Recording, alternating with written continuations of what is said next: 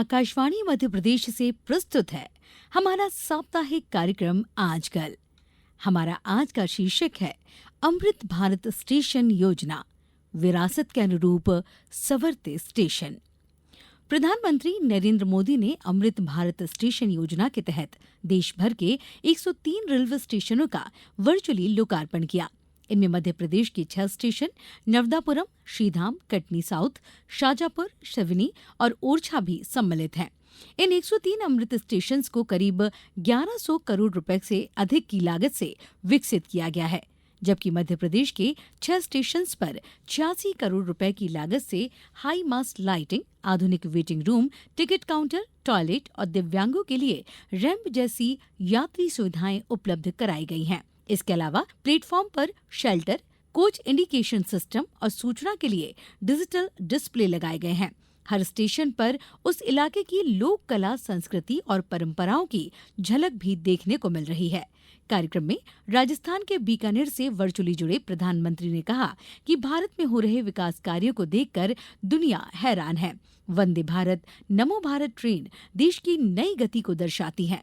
Amrit Bharat station योजना में देश भर के 1300 से ज्यादा रेलवे स्टेशनों को आधुनिक बना रहे हैं। विकास भी विरासत भी मंत्र का इन स्टेशंस पर नजारा साफ दिखाई देता है। विकास भी विरासत भी, इस मंत्र का इन अमृत भारत रेलवे स्टेशनों पर उसका नजारा साफ साफ दिखाई देता है। ये स्थानीय कला और संस्कृति के भी नए प्रतीक है।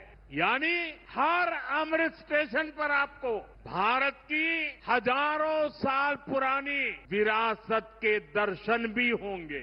अगर हम प्रदेश के स्टेशंस की बात करें तो कटनी साउथ रेलवे स्टेशन का कायाकल्प की कुल लागत 20 करोड़ रुपए है। पहले चरण में 5.5 करोड़ रुपए की लागत से काम किए गए हैं।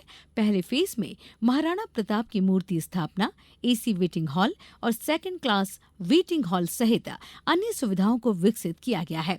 दूसरे फेज में अन्य कार्य किए जाएंगे। वहीं नर्मदापुरम का रेलवे स्टेशन का 26 करोड़ रुपए से अधिक की लागत में कायाकल्प किया गया है। स्टेशन संस्कृति और नर्मदा थीम पर आधारित है। नई सौगात के रूप में फुटओवर ब्रिज, आकर्षक प्रवेश द्वार, हाई मास्ट लाइटिंग, प्रतीक्षालय, मॉडर्न टॉयलेट और दिव्यांगों के लिए रैंप जैसी सुविधाएं हैं।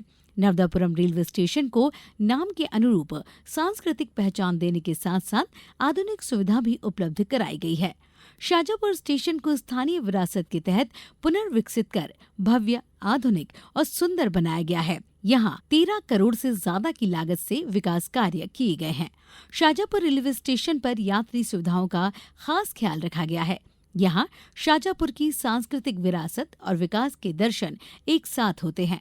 नया प्रवेश द्वार, शानदार प्रतीक्षालय और अन्य सुविधाएं यात्रियों को रेल यात्रा का अनूठा अनुभव कराएंगी। नरसिंहपुर जिले के अंतर्गत आने वाले श्रीधाम स्टेशन को भी अमृत भारत स्टेशन योजना के तहत विकसित किया गया है। यहाँ यात्री सुविधाओं के विस्तार के साथ साथ रेलवे स्टेशन का भी कायाकल्प किया गया है। जगत गुरु स्वामी शंकराचार्य की तस्वीरों के साथ एलईडी डिस्प्ले और सुरक्षा की दृष्टि से सीसीटीवी कैमरे लगाए गए हैं। श्रीधाम रेलवे स्टेशन का कायाकल्प 3 चरणों में कुल 24 करोड़ रुपए से हो रहा है। पहले चरण में 10 करोड़ रुपए की लागत से काम पूरा हो चुका है। इसके अंतर्गत प्लेटफॉर्म नंबर 2 व 3 को ऊंचा करने, रेलवे स्टेशन के पार्किंग एरिया को महानगरीय स्तर का बनाने के साथ ही टिकट काउंटर, आकर्षक साज सज्जा आदि के काम कराए गए हैं। सिवनी रेलवे स्टेशन को पेंच अभ्यारण्य के मद्देनजर मोगली और जंगल बुक की थीम पर करीब 14 करोड़ रुपए की लागत से संवारा गया है। यहाँ हरियाली के साथ साथ लिफ्ट, एस्केलेटर, पार्किंग एरिया सहित यात्रियों को सभी मूलभूत सुविधाएं उत्कृष्टता के साथ उपलब्ध कराई गई हैं। वहीं ओरछा का स्टेशन राजा राम मंदिर की थीम पर तैयार किया गया है।